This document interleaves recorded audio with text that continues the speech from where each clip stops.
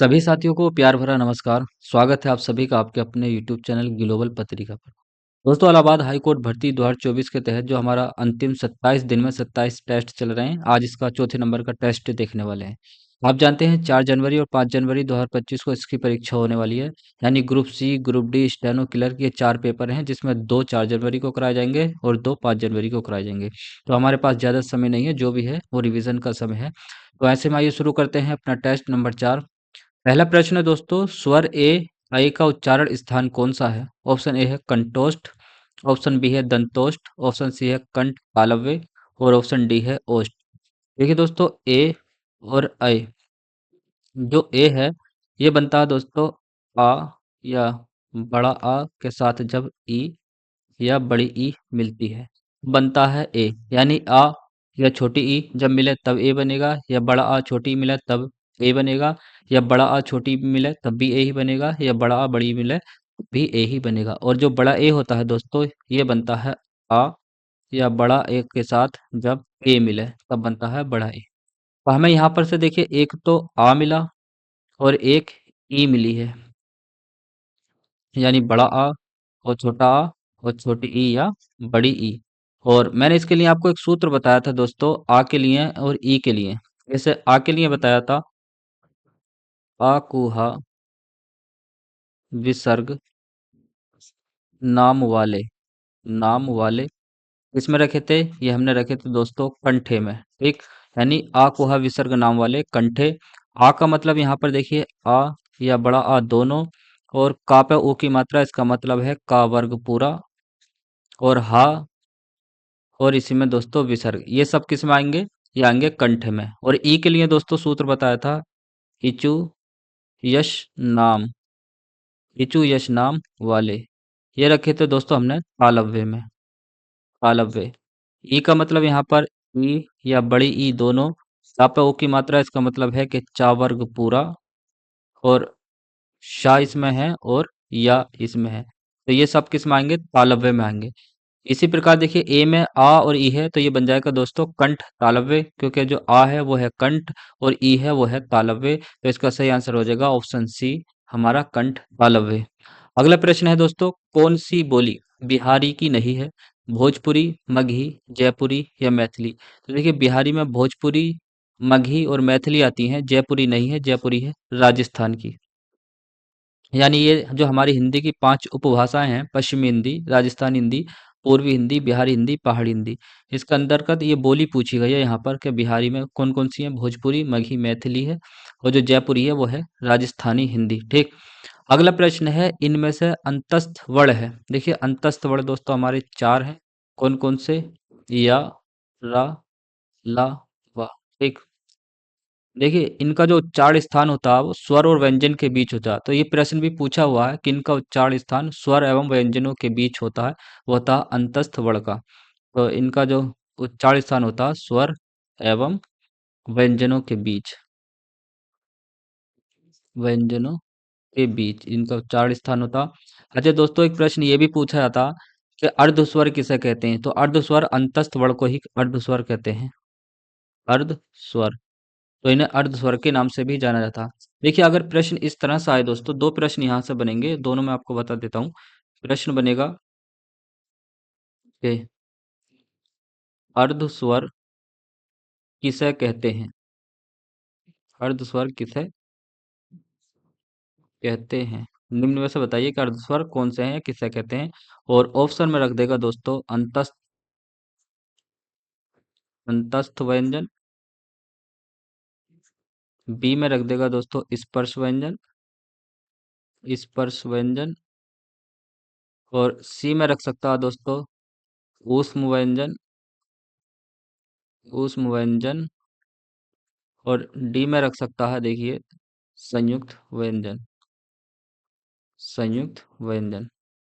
तो अगर इस प्रकार से हमें प्रश्न मिले कि अर्धस्वर निम्नलिखित में से किसे कहते हैं? अंतस्थ हो, स्पर्श हो, ऊष्म हो, संयुक्त हो, तो इसमें हम ऑप्शन लगाएंगे दोस्तों अंतस्थ व्यंजन। अंतस्थ व्यंजन को अर्धस्वर कहते हैं।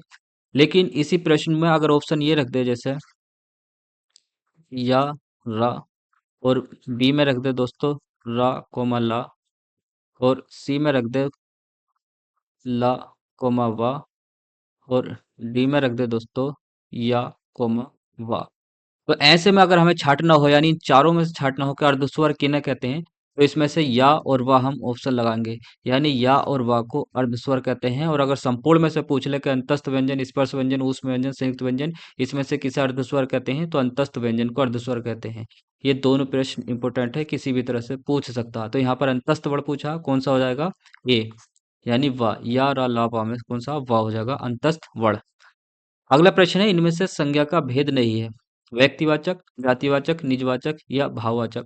दोस्तों संज्ञा की परिभाषा मैं अनेक बार बता चुका हूँ। संज्ञा यानी नाम, किसी व्यक्ति, वस्तु, स्थान आदि के नाम को संज्ञा कहते हैं। ठीक, देखिए संज्ञा के मूल भेद की अगर बात करें, संज्ञा के मूल भेद, मूल भेद ये होते हैं दोस्तों तीन। कौन कौन से, व्यक्तिवाचक संज्ञा, व्यक्तिवाचक संज्ञा, और दूसरा होता है दोस्तों जातिवाचक संज्ञा, जातिवाचक संज्ञा, और तीसरा होता है दोस्तों भाववाचक संज्ञा, भाववाचक संज्ञा। जातिवाचक संज्ञा में भी देखिए दो उपभेद देखे जाते हैं। जातिवाचक में आता है समूहवाचक संज्ञा, समूहवाचक संज्ञा, और द्रव्यवाचक संज्ञा, द्रव्यवाचक संज्ञा।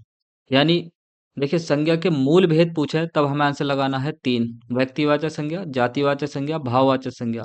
और समूहवाचक संज्ञा, द्रव्यवाचक संज्ञा ये जातिवाचक संज्ञा के ही अंतर्गत आता। तो या तो संज्ञा के मूल भेद पूछेगा कितने होते हैं, या पूछ सकता है संज्ञा के कुल भेद कितने होते हैं, संज्ञा के कुल भेद, संज्ञा के कुल भेद बताइए कितने होते हैं, तब हम आंसर लगाएंगे दोस्तों पांच। ठीक, तब हम लगाएंगे पांच को, के व्यक्तिवाचक, जातिवाचक, भाववाचक, समूहवाचक और द्रव्यवाचक। तो यहाँ पर जो है निजवाचक ये नहीं है, जो निजवाचक है ये सर्वनाम का भेद है। आप जानते हैं सर्वनाम के 6 भेद होते हैं, कल वाले टेस्ट में मैंने आपको बताया था कौन कौन से, पुरुषवाचक सर्वनाम, निजवाचक सर्वनाम, निश्चयवाचक सर्वनाम, अनिश्चयवाचक सर्वनाम, प्रश्नवाचक सर्वनाम और संबंधवाचक सर्वनाम। तो ये निजवाचक है, ये सर्वनाम का भेद है, संज्ञा का भेद नहीं है। अगला प्रश्न है, निम्नलिखित विकल्पों में पुल्लिंग शब्द कौन सा है। देखिए यहाँ पर जो ये प्रश्न है ये लिंग से लिया गया है। लिंग, लिंग क्या होता है, देखिए संज्ञा, संज्ञा के जिस रूप से, संज्ञा के जिस रूप से पुरुष जाति या स्त्री जाति, पुरुष जाति या स्त्री जाति का बोध होता है, का बोध होता है, उसे हम कहते हैं लिंग। हिंदी भाषा में लिंग दो होते हैं दोस्तों, हिंदी भाषा में लिंग दो होते हैं। कौन कौन से, एक होता है दोस्तों पुल्लिंग,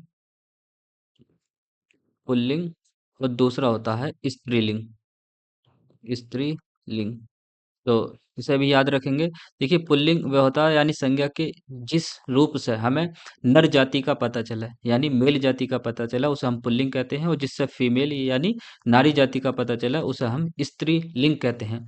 अच्छा, इसकी पहचान किस तरह से की जाए, जैसे ये शब्द हैं तो हम पहचान किस तरह से कर सकते हैं। तो देखिए पहचान के मैं दो तरीके बता देता हूँ आपको दोस्तों, पहचान के दो तरीके। एक तो है वाक्य में प्रयोग करके, वाक्य में प्रयोग करके देख लो, उन शब्दों को जो शब्द दे रखा हो ना वाक्य में प्रयोग करके देख लो, या सर्वनाम लगा कर देख लो, सर्वनाम। सर्वनाम क्या, तो जैसे मेरा या मेरी उसके साथ लगा कर देख लो। जैसे यहाँ पर पूछा पुल्लिंग शब्द कौन सा है, ऑप्शन ए है राशि, ऑप्शन बी कुर्सी, ऑप्शन सी पक्षी, ऑप्शन डी चील। तो हम इसे वाक्य में प्रयोग करके देखेंगे या सर्वनाम के साथ। जैसे मेरी राशि या मेरा राशि, तो कौन सा सही है, मेरी राशि सही होता है। ऐसे ही मेरी कुर्सी या मेरा कुर्सी, तो कौन सा सही है, मेरी कुर्सी आता है। ठीक, इसे वाक्य में प्रयोग करके देख लो, पक्षी आकाश में उड़ रहा है या पक्षी आकाश में उड़ रही है, कौन सा बेहतर रहा है, तो पक्षी आकाश में उड़ रहा है।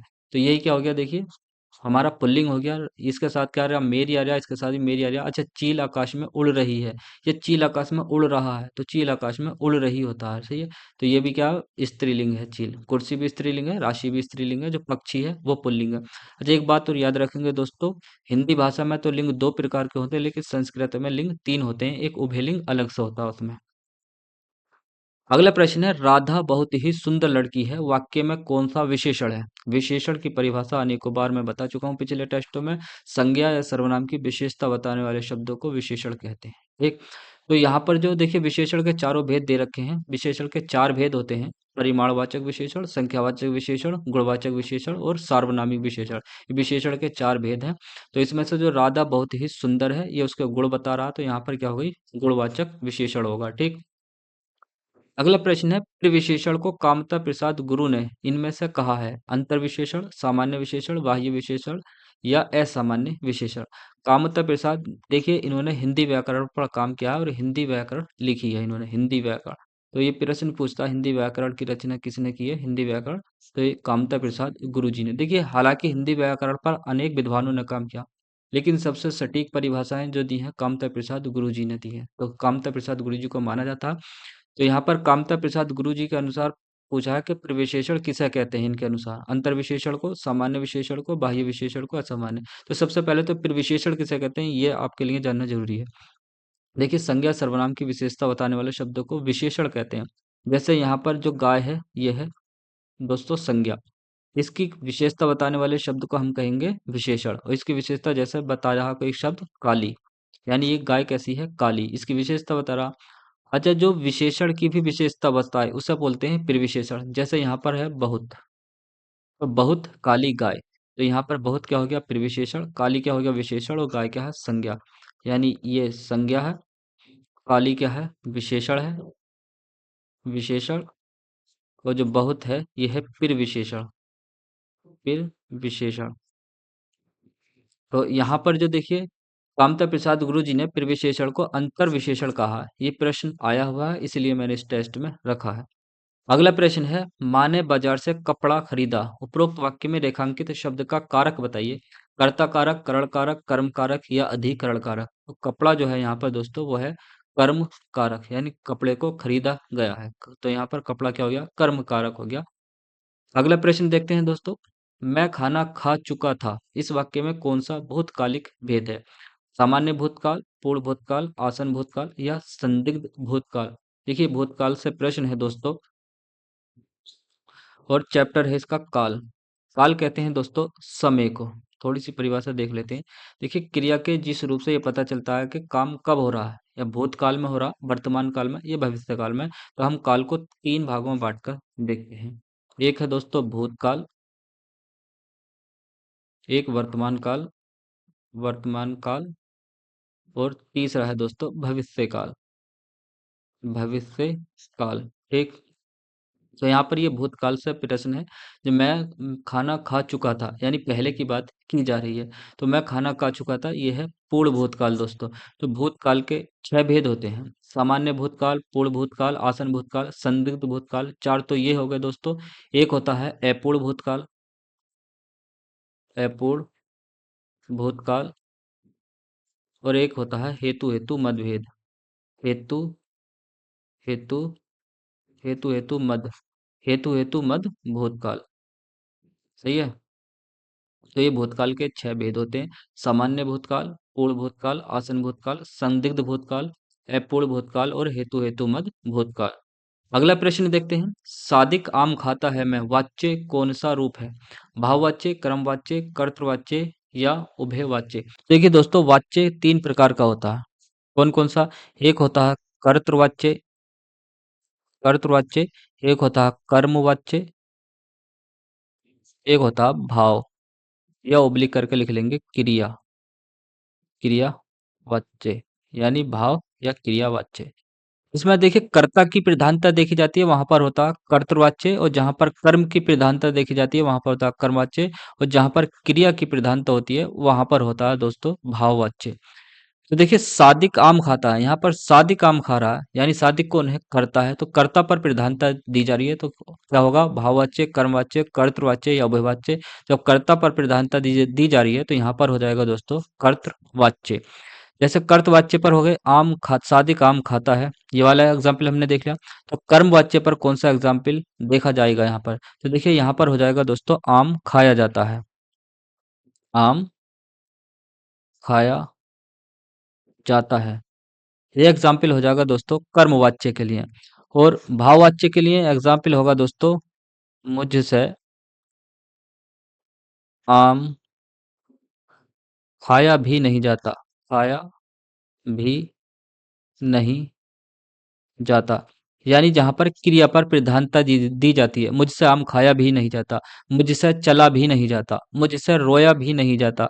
तो यहाँ पर क्या है, क्रिया पर प्रधानता दी जा रही है, इसलिए यहाँ पर हो जाएगा भाववाच्य। और जहां पर कर्म पर प्रधानता दी जाती है वहां पर हो जाता, जो वहां पर क्या होता है, कर्मवाच्य। और जहां पर कर्ता पर प्रधानता दी जाती है वहां पर होता है कर्तवाच्य। यानी वाच्य के तीन भेद होते हैं, कर्तवाच्य, कर्मवाच्य और भाववाच्य। अगला प्रश्न है, निम्नलिखित शब्दों में से तत्सम शब्द चुनिए। आम्र, आग, चरखा या डिबिया। जो आम्र है दोस्तों यह है तत्सम शब्द, और इसका जो तद्भव बनेगा वो बनेगा आम। तो आम क्या हो जाएगा, तद्भव हो जाएगा। अच्छा, आग का तत्सम अगर देखें, आग क्या स्वयं में तद्भव है, इसका जो तत्सम होगा दोस्तों वो होगा अग्नि, अग्नि। चरखा, चरखा देखिए दोस्तों फारसी शब्द है, फारसी शब्द है। और जो डिबिया है दोस्तों ये देशज शब्द है, देशज शब्द। अगला प्रश्न देखते हैं, आंख शब्द का पर्यायवाची बताइए। अक्स, नजरिया, लोचन या व्योम। देखिए जो अक्स होता है दोस्तों ये होता है चित्र या छाया, इसको हम बोलते हैं अक्स। नजरिया एक तरह से देखिए इसको बोलते हैं हम दृष्टिकोण, दृष्टिकोण। और जो लोचन है ये है आंख का पर्यायवाची। आंख के अन्य और पर्यायवाची देखें तो देखिए नेत्र होता है, लोचन हो गया, नयन हो गया, अक्षी हो गया, दृग हो गया, और नेत्र, नयन, अक्षी, दृग और चक्षु हो गया। ये क्या है, सब आंख के पर्यायवाची हैं, तो इसका सही आंसर हमारा ऑप्शन सी हो जाएगा। अच्छा, जो व्योम है दोस्तों ये है आकाश का पर्यायवाची, आकाश हो गया, नभ हो जाएगा, अंबर हो जाएगा, अंबर, गगन हो जाएगा दोस्तों, गगन। सही है, आकाश, नभ, अंबर, गगन। आसमान हो जाएगा, आसमान। ठीक, तो ये है व्योम के पर्यायवाची। तो यहाँ से हमने देखिए इतने शब्द देख लिए। अगला प्रश्न है, उन्मूलन शब्द का विलोम शब्द बताइए। पहले तो इस पर स्टार लगा लिए दीजिए दोस्तों, स्टार इंपॉर्टेंट प्रश्न है। उन्मूलन शब्द का विलोम शब्द क्या होगा, आमूलन, निमीलन, समूलन या रोपण। देखिए उन्मूलन होता है दोस्तों जड़ से उखाड़ना, जड़ से उखाड़ना। तो इसका सही विलोम शब्द हो जाएगा दोस्तों रोपण, यानी लगाना। कहते हैं ना फसल की रोपाई चल रही है, तो ये हो जाएगा लगाना दोस्तों, लगाना। अगला प्रश्न है, जिसके पास कुछ ना हो के लिए एक शब्द है, अज्ञ, अभेद्य, अकिंचन, अनुच्चारित। तो जिसके पास कुछ ना हो ये होता है अकिंचन। अज्ञ, अज्ञ कहते हैं जो कुछ ना जानता हो, जो कुछ ना जानता हो। सही है। अच्छा, इसका जो विलोम बनता है दोस्तों वो बनता है विज्ञ, जो कुछ जानता हो, जो कुछ जानता हो। सही है। और अच्छा, जो सब कुछ जानता हो उसके लिए आता है दोस्तों सर्वज्ञ, जो सब कुछ जानता हो, जो सब कुछ जानता हो। अच्छा, ऐसे ही बहुज्ञ, बहुज्ञ शब्द होता है जो बहुत कुछ जानता हो, जो बहुत कुछ जानता हो। अल्पज्ञ, ये सर मिलते जुलते शब्द हैं दोस्तों, कंफ्यूज करते हैं। अल्पज्ञ होता बहुत कम जानने वाला, यानी कम जानने वाला। सही है। तो हम बात कर रहे थे यहाँ पर, अग कौन है, जो कुछ ना जानता हो। अभेद्य, जिसे भेदा या तोड़ा ना जा सके, जिसे भेदा या तोड़ा ना जा सके। सही है। अनुच्चारित होता है जिसका उच्चारण ना किया गया हो, जिसका उच्चारण ना किया गया हो, ना किया गया हो। ठीक। अगला प्रश्न देखते हैं, द्रौपदी का चीर का अर्थ है नारी का अपमान करना, शर्मनाक कार्य, कभी समाप्त न होना, सुंदर स्त्री। तो द्रौपदी का चीर के लिए आता है दोस्तों कभी समाप्त न होना। अगला प्रश्न है, निम्नलिखित में से कौन सा समास नहीं है, अव्ययीभाव समास, कर्म कारक समास, द्वंद्व समास या बहुव्रीहि समास। तो कौन सा समास नहीं है? कर्म कारक समास नहीं है। सही है। अगला प्रश्न है, मृग नयन में कौन सा समास है? अव्ययभाव समास, द्वंद्व समास, तत्पुरुष समास या कर्म धेर्य समास? मृग नयन, मृग नयन। नयन कैसे हैं? मृग के जैसे। तो यहाँ पर दोस्तों विशेष्य और विशेषण हमें देखने को मिल रहा है, विशेष्य और विशेषण। तो जहाँ पर विशेष्य विशेषण देखने को मिले वहां पर होता है दोस्तों कर्मधारय समास। अगला प्रश्न था, जिस प्रकार देखिए या रा लावा सा है, यानी हमें ये वाक्य मिलाकर पढ़ना है। जिस प्रकार दहकना है उसी प्रकार उसके स्वभाव का मनुष्य का धैर्य, अग्नि का धर्म पर्याय होना चाहिए। तो हम देखिए जिस प्रकार के बाद कौन सा इसमें मिलाना चाहिए? जिस प्रकार दहकना नहीं, जिस प्रकार, देखिए जिस प्रकार अग्नि का धर्म, ये आ गया अग्नि का धर्म, दहकना है, अग्नि का धर्म दहकना है, उसके स्वभाव को दहकना है। जिस प्रकार अग्नि का धर्म दहकना है उसी प्रकार मनुष्य का धैर्य उसके स्वभाव का पर्याय होना चाहिए। तो यहाँ पर देख लेंगे, पहला वा आना चाहिए, वा, फिर या। तो वा और या इन दोनों में है, यानी ये कट गया, ये कट गया, तो वा और या इसमें है। फिर आगा ला, तो इसका मतलब हमारा सी ऑप्शन सही हो गया। यानी जिस प्रकार अग्नि का धर्म दहकना है उसी प्रकार मनुष्य का धैर्य उसके स्वभाव का पर्याय होना चाहिए। इस तरह से ये वाक्य पूर्ण हो जाएगा। अगला प्रश्न है, सारी बिछ नारी है कि नारी बिछ सारी है? सारी ही की नारी है कि नारी की ही सारी है? उपरोक्त पंक्ति में कौन सा अलंकार है? भ्रांतिमान अलंकार, यमक अलंकार, श्लेष अलंकार या संदेह अलंकार? तो यहाँ पर दोस्तों देखा जाता संदेह अलंकार, यानी जहाँ पर वास्तविकता का पता न चलते हुए संदेह हो तो वहां पर होता संदेह अलंकार। इसकी पहचान है, इसमें देखिए या तो है कि मिलेगा, या अथवा शब्द मिलेगा, अथवा या मिलेगा या। तो जहाँ पर है कि अथवा या मिले वहां पर होता संदेह अलंकार। यहाँ पर देखिए है कि मिल रहा और वाक्य को पढ़ रहे हैं तो संदेह हो रहा, तो यहाँ पर संदेह अलंकार है। हिंदी का प्रथम मौलिक उपन्यास किसे माना जाता? नूतन ब्रह्मचारी, तितली, त्यागपत्र या परीक्षा गुरु को? तो हिंदी का प्रथम मौलिक उपन्यास माना गया दोस्तों, माना गया परीक्षा गुरु को। ठीक। और इसके जो लेखक हैं, लेखक वह है दोस्तों लाला श्रीनिवास, लाला श्रीनिवास दास इसके लेखक हैं। ये सारे के सारे उपन्यास हैं। अच्छा, तितली इंपॉर्टेंट है दोस्तों, तितली और कंकाल, ये दो उपन्यास पूछे जाते हैं, तितली और कंकाल। ये है जयशंकर प्रसाद के उपन्यास, जयशंकर प्रसाद के। सही है। अगला प्रश्न देखते हैं दोस्तों। देखिए गद्यांश से संबंधित है, अधोलिखित गद्यांश को ध्यान से पढ़िए तथा प्रश्न संख्या 21 से 25 तक प्रश्नों के उत्तर इस गद्यांश के आधार पर दीजिए। जिन कर्मों में किसी प्रकार का कष्ट या हानि सहने का साहस अपेक्षित होता है उन सबके प्रति उत्कंठापूर्ण आनंद उत्साह के अंतर्गत लिया जाता है। कष्ट या हानि के भेद के अनुसार उत्साह के भी भेद हो जाते हैं। साहित्य मीमांसकों ने इसी दृष्टि से युद्धवीर, दानवीर, दयावीर इत्यादि भेद किए हैं। इनमें सबसे प्राचीन और प्रधान युद्धवीरता है, जिसमें अघात, पीड़ा या मृत्यु की परवाह नहीं रहती। इस प्रकार की वीरता का प्रयोजन अत्यंत प्राचीन काल से चला आ रहा है, जिसमें साहस और प्रयत्न दोनों चरम उत्कर्ष पर पहुंचते हैं। पर केवल कष्ट या पीड़ा सहन करने के साहस में ही उत्साह का स्वरूप स्फुरित नहीं होता, उसके साथ आनंदपूर्ण प्रयत्न या उसकी उत्कंठा का योग चाहिए। देखिए सबसे प्राचीन वीरता कौन सी माना गया? वाक्य वीरता, दान वीरता, युद्ध वीरता या दया वीरता? तो देखिए सबसे प्राचीन और प्रधान युद्ध वीरता है, तो यहाँ पर आंसर हो जाएगा हमारी युद्ध वीरता। तो 21 का ऑप्शन सी सही है। अगला प्रश्न, युद्ध वीरता के लिए किस प्रकार की प्रकृति अपेक्षित है? चतुराई और भीरुता, चंचलता और अस्थिरता, दृष्टा और साहस, साहस, प्रयत्न, कष्ट सहने का धीरज। तो देखिए यहाँ पर ऑप्शन हो जाएगा ऑप्शन डी, साहस, प्रयत्न और कष्ट सहने का धीरज। युद्ध वीरता के लिए किस प्रकार की प्रकृति अपेक्षित है? साहस, प्रयत्न और कष्ट सहने का धीरज। सही है। अगला प्रश्न है, उत्कंठापूर्ण आनंद किसके अंतर्गत लिया जाता है? उत्साह के अंतर्गत, वीरता के अंतर्गत, युद्ध के अंतर्गत, दान के अंतर्गत? देखिए उन सब के प्रति उत्कंठापूर्ण आनंद उत्साह के अंतर्गत लिया जाता है। तो यहाँ पर आ जाएगा, देखिए उत्कंठापूर्ण आनंद किसके अंतर्गत लिया जाता? तो उत्कंठापूर्ण आनंद उत्साह के अंतर्गत लिया जाता है, यानी ऑप्शन ए हमारे यहाँ पर सही हो जाएगा। उत्कंठापूर्ण आनंद उत्साह के अंतर्गत लिया जाता है। साहित्यिक मीमांसकों ने वीरता के कौन कौन से भेद किए हैं? देखिए साहित्यिक मीमांसकों ने इसी दृष्टि से युद्धवीर, दानवीर, दयावीर भेद किए हैं। तो युद्धवीर, दानवीर और दयावीर ये हमारा ऑप्शन ए में ही रखा हुआ मिल गया हमें। अगला प्रश्न देखते हैं, उत्साह के भेद किस आधार पर किए गए हैं? प्रश्न पढ़ेंगे बाद में इसमें छांटेंगे हम, किस आधार पर किए गए हैं। देखिए कष्ट या हानि के भेद के अनुसार, कष्ट या हानि के भेद के अनुसार उत्साह के भी भेद माने जाते हैं। तो उत्साह के भेद किस आधार पर हैं? कष्ट या हानि के भेद के आधार पर। ये थी आज की हमारी वीडियो दोस्तों, आशा करता हूँ आपको पसंद आई होगी। तो आज के लिए इतना ही। जय हिंद, जय भारत।